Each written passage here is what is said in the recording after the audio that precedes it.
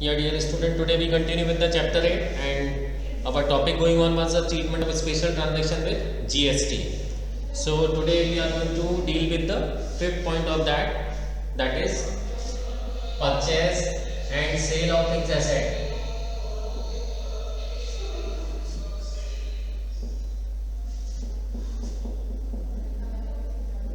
That is purchase and sale of fixed assets with GST. Clear? So as I told you earlier, the fixed assets are purchased with for the purpose of earning the increasing capacity of the to increase the profit earning capacity of the business, and these are the economic resources of the enterprises and are not intended for resale. These are not purchased for the purpose of resale. These are generally purchased to increase the profit earning capacity of the enterprises and are the economic resources of enterprise. Clear? So what fixed asset you are going to buy for a business? That is land and building, plant and machinery,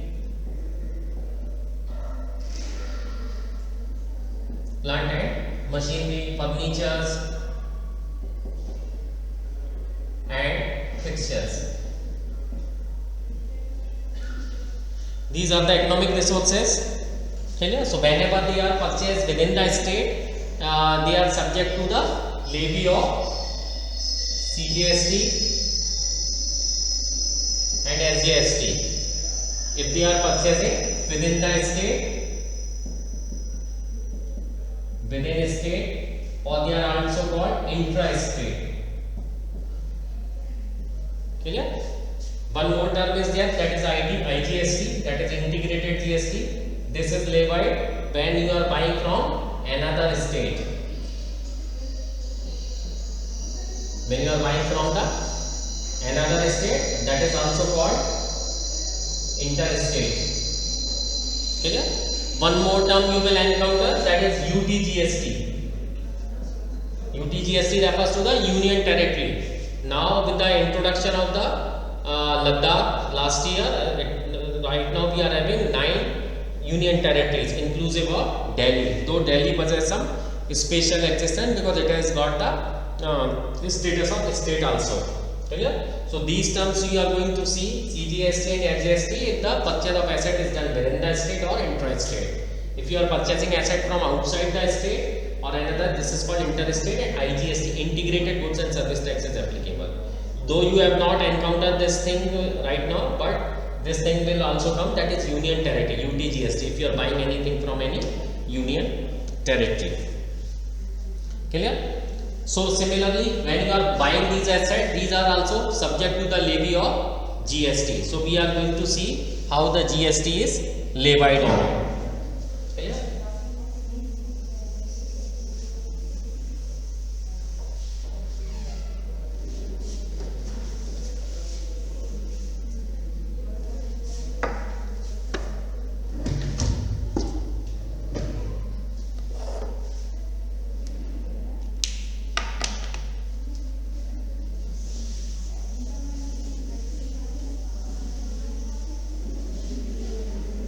Now first point is that on purchase of fixed assets.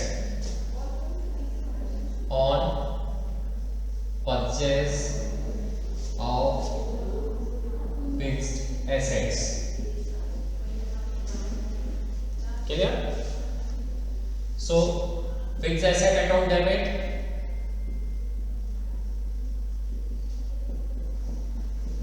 input CGST, SGST. Clear? This is debited with the cost of asset. Clear? This is debited with the cost charge of percentage of GST on the cost of asset. Clear? IGST if it is intra-state. Clear? With the percentage of GST on the cost of asset. To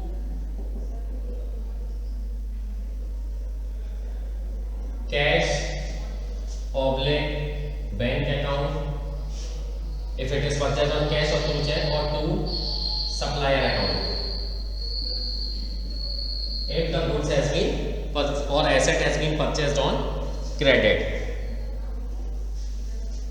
Clear? So it is credited with the amount against payment.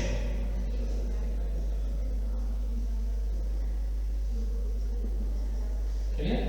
This is if it is a credit purchase, if the supplier, or sometimes maybe part in cash or part in credit. So in that case also the amount will come. So GST is levied on all the fixed asset purchased after the introduction of GST. Now similarly, when we are going to sell the asset, so on of sale of the fixed asset also GST is liable, or we have to collect the GST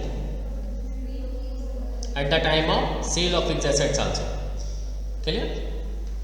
So we are going to pass journal entry.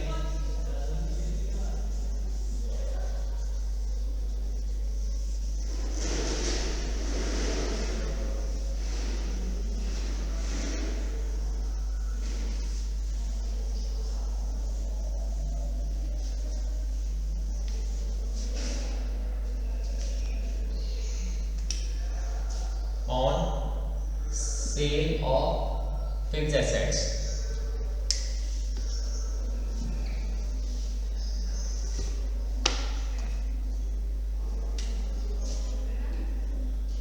So cash oblique bank account debited with the amount received. Clear? Cash or bank with the amount received. Purchaser account debit if it is a credit purchase. Clear? Profit and loss account debit if there is a loss on the sale of fixed asset. To fixed asset account with the book value of asset. Cash bank account with the amount received. Purchaser account debited with credit amount.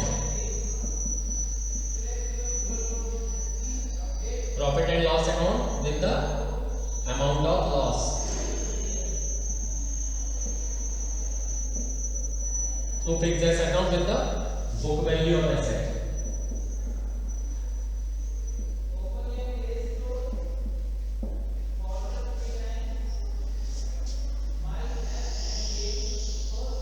With the book value of asset. To profit and loss account with the value of profit, and to output CGST, SGST and IGST account.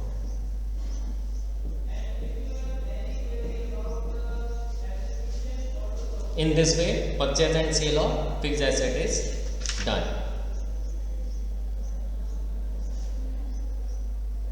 Kindly solve one example for further clearance.